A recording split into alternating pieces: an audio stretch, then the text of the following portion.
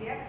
We are going to do a 12 Days of Christmas challenge to get you ready going into the new year, hopefully with new goals. Now, all of us are recovering from rock and roll, most of us are, and so now we got to kind of regress a little bit and reactivate and stabilize the muscles that are very, very important for runners. As you can see, I have a little rock tape on me thanks to Erin from Kineso Health.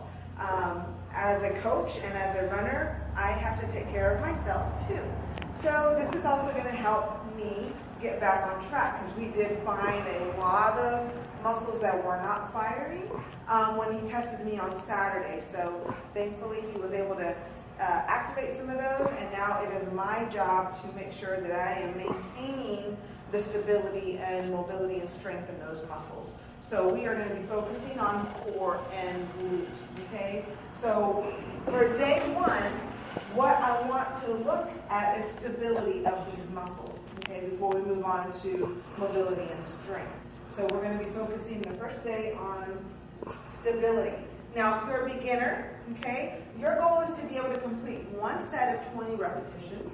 Intermediate is 2 sets of 20 repetitions, and advanced, you're going to be doing 3 sets of 20 repetitions. And today, there's not going to be any equipment needed, maybe a chair, which I will maybe do a modification for one of the exercises to make sure that our knee is trapped. Okay, so the exercises we're going to be doing today are single leg half squat with support and without, single leg reach, bridge, bracing with march, dead bug, and of course plank. Now I know a lot of people do not like to focus on these exercises because there's no equipment involved and they're not very fun to do, but they are most important when learning how to figure out what is our body doing, especially because as runners or any type of athlete, if you're running, soccer, swimming, cycling, those type of things, you've got to be able to fire when the muscles are fatigued. They got to be on the whole time, right? So we want to make sure that we're learning how to activate and stabilize, and then as we move through the 12 days, how to activate and strengthen, correct? So let's go ahead and get started. So the first exercise is single leg squat. I'm going to step out real quick and grab the chair. Okay, so you can use anything with a little bit of back and support to give you some guidance. Okay, so we're going to do a single leg half squat with support. So you want to make sure, number one, your toe, everything is lined up, and you're contracting, shoulders are back, and you're contracting the core, the whole core, right? All this area, glutes, hamstrings, all that good stuff. The shoulders are back, and you're just going to go into a half squat, okay? So shoulders back, chest stays tall, and you're inhaling, coming down, exhaling, coming up, okay? And this is with support, if needed, okay? So again, you want to be able to complete 20 repetitions on each side, okay? So I'm going to go ahead and get rid of the chair, put that out of reach, and we're going to do without support. So I'm going to face you so you can see. So I'm going to do my left leg, which happens to be my weakest. So make sure that you're fully engaged and you're contracting that glute. So you're getting up and out of those hip bones. Shoulders are back. And now you're just going into your half squat. Now, as you can see, my knee is trying to find that stability, right? So you want to make sure that you're staying focused and the knee is tracking. One thing you don't want to do is compensate and go here, right? Because our body's going to take the least path of resistance. We don't want that. We want to make sure the knee is tracking in line with the body. So squatting down. Again, your goal is to complete 20 repetitions on each side, okay? So nice and controlled, core is engaged. Be active in the movement. If I was not active in the movement, I can do this all day, right? Just go up and down, getting nothing working. So make sure you're active. The next one is a single leg reach. Okay, so I'm going to go from the side view here. So again, I always make sure everything is, toes are facing forward, knees tracking ahead, and shoulders are down and back, core engaged. Your arms are going to go up above your head now. Okay, so now this is going to be actively working the core and the glutes. Okay, so you're going to reach down and in front, and then come back up. Knee up, reach down, and coming up. Nice and controlled moves. Again, your goal is 20 repetitions for 1 to 3 sets, depending on what your overall level of fitness is, okay? And as you come up, you really want to make sure that you are pressing through the heels and you're lengthening through the spine, contracting that glute all the way through, okay? So I'll go through a front view. Again, everything is tracking forward, shoulders are back, your arms are above your head, ears between the biceps, and you're not letting yourself sink into that hip. You want to engage, root that foot, and let that energy drive up, out through your fingers, okay? So coming down, reach back, coming up to knee balance, okay? Reach towards the front, and come up, inhaling, lengthening, okay? Make sure you're breathing, make sure you're actively engaging all those muscles, and believe me, you will feel it once you hit close to 20 repetitions, okay? And the next one is bridge. I know y'all all know about bridge. We want to make sure that you are properly doing the exercise. So I kind of like to feel the fingertips towards my heels. Right now I have a low back arch, so I want to make sure I'm doing a posterior tilt. So I'm grabbing my hips and I'm helping them go into a posterior tilt. So flattening the back, you're bracing the core, and shoulders are down and back, palms on the ground, and you're going to drive those heels, contracting those glutes. Okay, coming up, again, 1, 2, 3 sets of 20 repetitions. And you want to be actively engaged throughout the whole movement. So you should be able to feel those glutes contract. Okay, your core is engaged as well. All the way through, coming up, and again, drive those heels down into the ground, contracting those glutes to do the work. Neutral spine, neutral pelvis. Exhaling, coming up, inhaling down. Again, your goal is 20 repetitions, okay? Now, moving on to bracing, okay? This is a very difficult move, especially if you've had kids, women, if you've had children.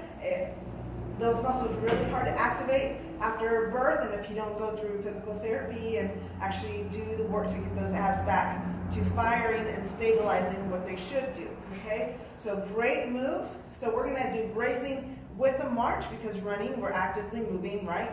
So we wanna make sure that we're engaging the core.